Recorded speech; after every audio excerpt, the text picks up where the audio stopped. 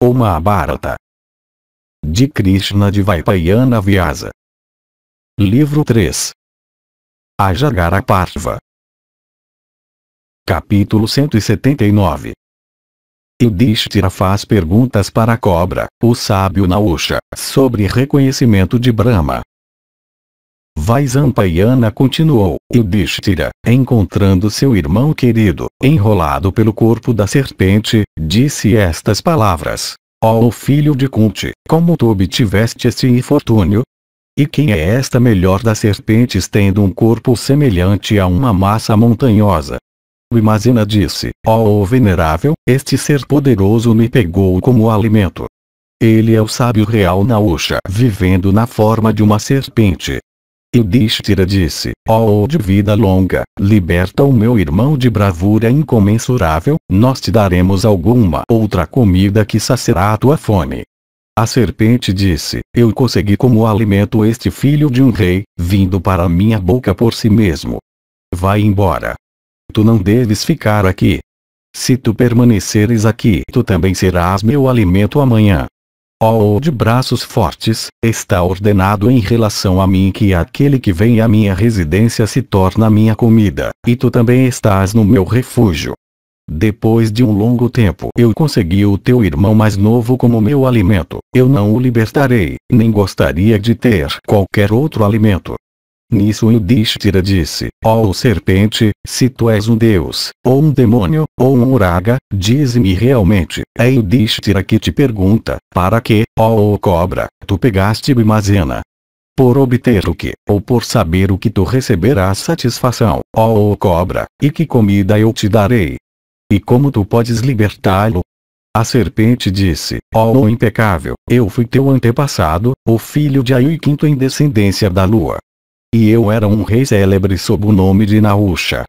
E por sacrifícios e ascetismo e estudo dos Vedas e autodomínio e heroísmo eu adquiri um domínio permanente sobre os 3 mundos. E quando eu obtive tal domínio, a arrogância me possuiu. E milhares de brahmanes eram empregados em carregar minha cadeira. E embriagado pela supremacia eu insultei aqueles brahmanes. E, ó Senhor da Terra, por Agastya eu fui reduzido a esta situação. Ainda assim, ó Pandava, até hoje a memória do meu nascimento anterior não me abandonou. E, ó Rei, pelo favor daquele Agastya de grande alma, durante a 6ª divisão do dia eu consegui como refeição o teu irmão mais novo. Eu não o libertarei, nem desejo alguma outra comida. Mas se tu hoje responderes às perguntas feitas por mim, então eu libertarei Vrikudara. Nisto Yudhishthira disse: ó serpente, pergunta o que quiseres. Se eu puder, eu responderei as tuas perguntas com o propósito de te gratificar, ó cobra. Tu conheces totalmente o que deve ser sabido por brahmanes. Portanto, ó rei das cobras, te ouvindo, eu responderei as tuas perguntas. A serpente disse: ó Yudhishthira, dize, quem é um Brahman e o que deve ser conhecido? Pelas tuas palavras eu deduzo que tu és muito inteligente. Yudhishthira disse: ó o principal das serpentes, aquele, isto é afirmado pelos sábios, em quem são vistos veracidade, caridade, perdão, boa conduta, benevolência, prática dos ritos de sua classe e piedade é um Brahmane. E, ó serpente, aquilo que deve ser conhecido é mesmo o Brahma Supremo, no qual não há felicidade nem tristeza, e alcançando o qual os seres não são afetados pela tristeza. Qual é a tua opinião? A serpente disse: ó Yudhishthira, veracidade, caridade, perdão, benevolência, benignidade, bondade e o Veda, o qual produz o benefício das 4 classes, pois os ritos realizados pelos Sudras têm sua origem nos Vedas, que é a autoridade em questões de religião e que é verdadeiro, são vistos até no Sudra. Com relação ao objeto a ser conhecido e o qual tu alegas ser sem felicidade e tristeza, eu não vejo nada que seja assim desprovido desses. Yudhishthira disse: aquelas características que estão presentes em um Sudra não existem em um Brahmane, nem as que estão em um Brahmane existem em um Sudra. E um Sudra não é um Sudra só por nascimento, nem um Brahmane é Brahmane só por nascimento. Aquele, é dito pelos sábios, em que são vistas aquelas virtudes é um Brahmane. E as pessoas chamam de Sudra aquele em quem aquelas qualidades não existem, mesmo que ele seja um Brahmane por nascimento.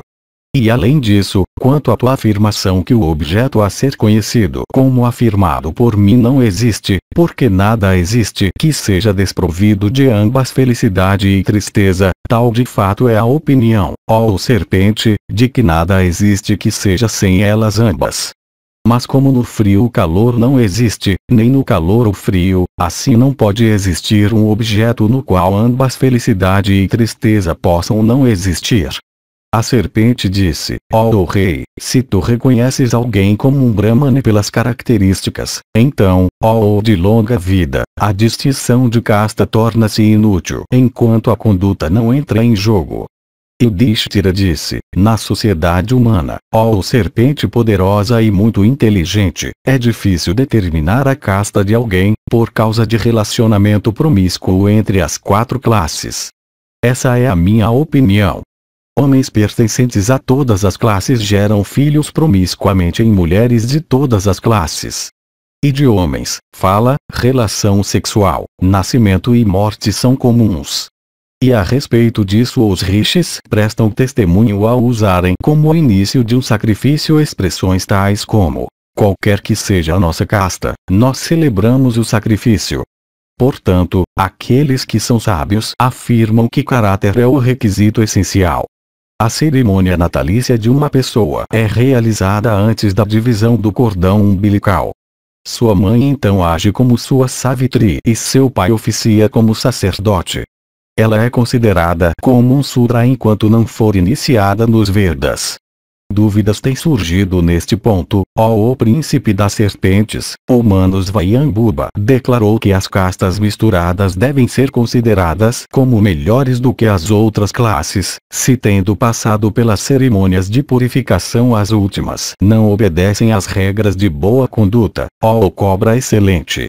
Quem quer que obedeça às regras de conduta pura e virtuosa, a ele eu designei antes como um Brahmane.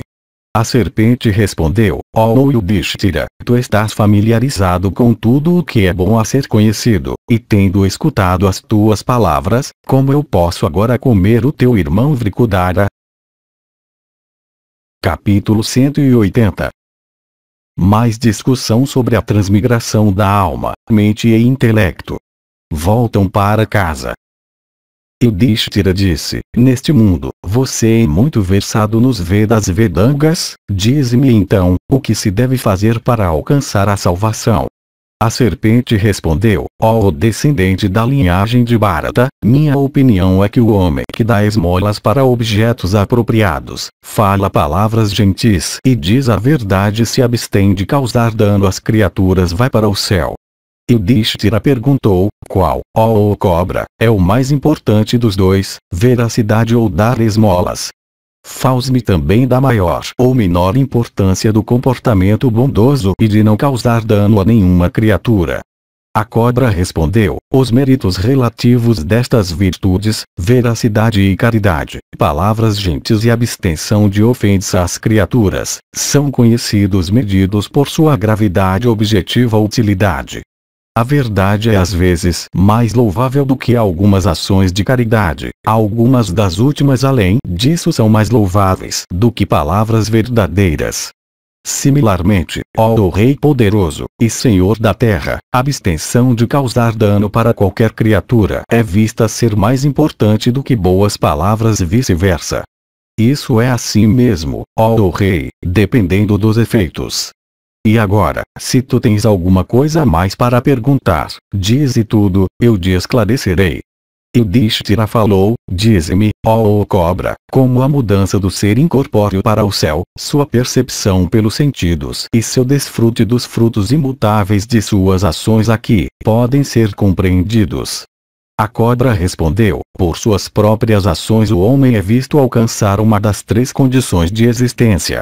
Humana, de vida celeste, ou de nascimento no reino animal inferior. Entre esses, o homem que não é preguiçoso, que não fere ninguém e que é dotado de caridade e outras virtudes vai para o céu, depois de deixar este mundo dos homens. Por fazer o contrário, ó rei, as pessoas nascem novamente como homens ou como animais inferiores. Ó meu filho, é dito especialmente em relação a isso que o homem que é dominado por raiva e luxúria, e que é dado à avareza e malícia cai da sua condição humana e nasce novamente como um animal inferior, e os animais inferiores também estão ordenados a serem convertidos no estado humano, e a vaca, o cavalo e outros animais são observados alcançarem até o estado divino. Ó meu filho, o ser sensível, colhendo os frutos de suas ações, assim transmigra por essas condições, mas o homem regenerado e sábio repousa sua alma no Espírito Supremo Eterno. O espírito incorporado, acorrentado pelo destino e colhendo os frutos dos seus próprios atos, assim passa por nascimento após nascimento, mas aquele que perdeu o contato com suas ações é consciente do destino imutável de todos os seres nascidos. Yudhishthira perguntou, ó cobra, dize-me realmente sem confusão como aquele espírito dissociado se torna ciente do som, toque, forma, sabor e gosto. Ó de grandemente, tu não os percebes simultaneamente pelos sentidos. Ó o melhor das cobras, responde a todas essas questões. A cobra respondeu, ó de vida longa, a coisa chamada Atman espírito, dirigindo-se à habitação corpórea e manifestando-se pelos órgãos dos sentidos, torna-se devidamente ciente dos objetos perceptíveis. Ó o príncipe da linhagem de Bharata, saibas que os sentidos, a mente e o intelecto, ajudando a alma em sua percepção dos objetos, são chamados de karanas. Ó meu filho, o Espírito Eterno, saindo de sua esfera, e ajudado pela mente, agindo através dos sentidos, os receptáculos de todas as percepções, percebe sucessivamente essas coisas som, forma, sabor, etc. Ó o mais valente dos homens, a mente das criaturas vivas é a causa de toda percepção, e, portanto, ela não pode estar ciente de mais do que uma coisa em um momento. Aquele espírito, ó o principal dos homens, dirigindo-se ao espaço entre as sobrancelhas, envia o intelecto superior e inferior para diferentes objetos. O que os yogis percebem atrás da ação do princípio inteligente por meio disso é considerada a ação da alma. Yudhishthira disse, dize-me as características distintas da mente e do intelecto. O conhecimento disso é ordenado como o principal dever das pessoas que meditam no Espírito Supremo. A cobra respondeu, por ilusão a alma se torna subserviente ao intelecto. O intelecto, embora conhecido como subserviente à alma, torna-se então o diretor da última. O intelecto é feito agir pelos atos de percepção, a mente é autoexistente. O intelecto não causa a sensação como de dor, prazer, etc., mas a mente o faz. Essa, meu filho, é a diferença entre a mente e o intelecto. Você também é versado nesse assunto, qual é a sua opinião? Yudhishthira disse, ó inteligentíssimo, você tem inteligência excelente e você sabe tudo o que é bom para ser conhecido. Por que você me faz essa pergunta? Você conhecia tudo e você realizou atos maravilhosos e viveu no céu. Como então a ilusão poderia dominá-lo? Grande é a minha dúvida nesse ponto. A cobra respondeu, a prosperidade embriaga até os homens sábios e valentes. Aqueles que vivem no luxo logo perdem a razão. Assim eu também, ó Yudhishthira, dominado pela obsessão de prosperidade, caí do meu estado elevado e, tendo recuperado a minha autoconsciência, estou te esclarecendo dessa maneira. Ó Rei vitorioso, tu me fizeste um favor. Por conversar com tua pessoa virtuosa minha maldição dolorosa foi expiada.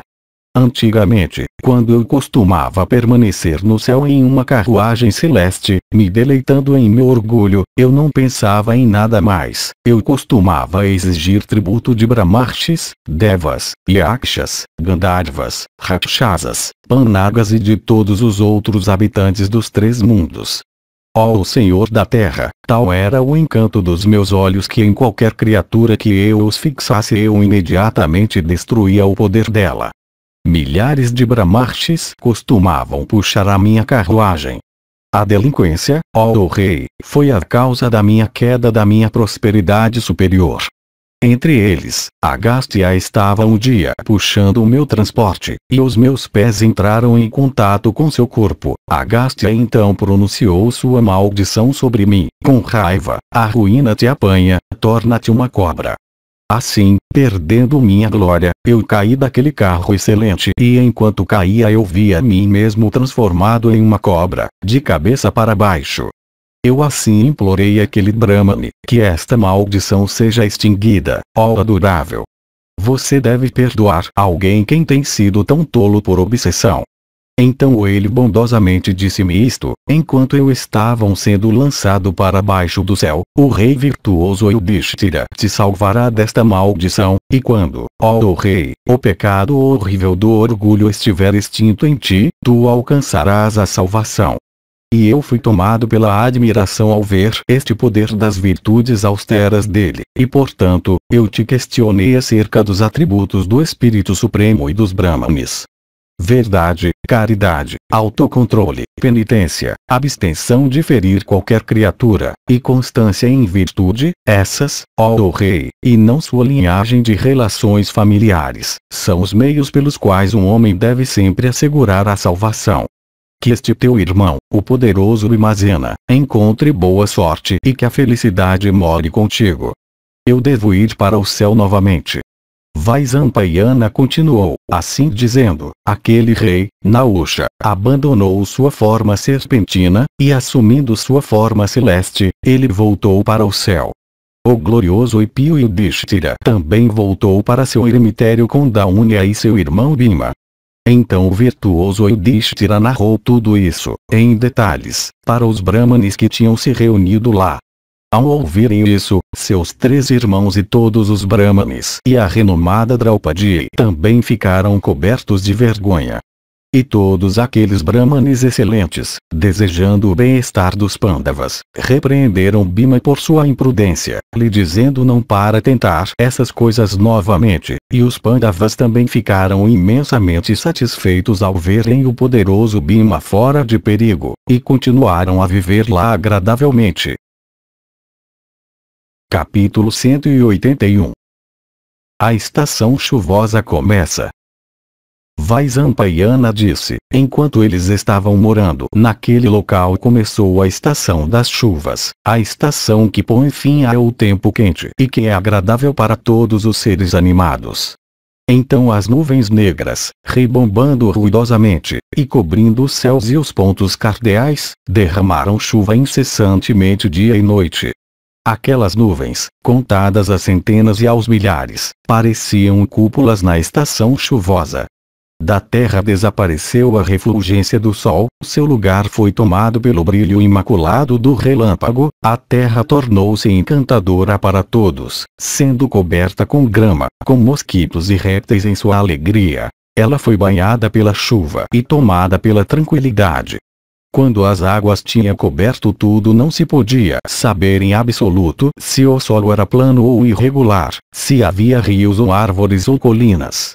No fim da estação quente os rios somaram beleza às florestas, estando eles mesmos cheios de águas agitadas, fluindo com grande força e parecendo serpentes pelo som sibilante que faziam. Os javalis, os veados e as aves, enquanto a chuva estava caindo sobre eles, começaram a proferir sons de vários tipos que podiam ser ouvidos dentro das regiões da floresta. Os chatakas, os pavões e as hostes de coílas machos e as rãs excitadas todos corriam por toda parte em alegria. Assim, enquanto os Pandavas estavam perambulando nas regiões desertas e arenosas, a feliz estação das chuvas, tão variada em aspecto e ressoante com nuvens, passou. Então começou a estação do outono, apinhada com gansos e garças e cheia de alegria. Então as áreas da floresta foram cobertas por grama, o rio se tornou límpido, o firmamento e estrelas brilharam gloriosamente. E o outono, cheio de animais e aves, foi alegre e agradável para os filhos magnânimos de Pandu.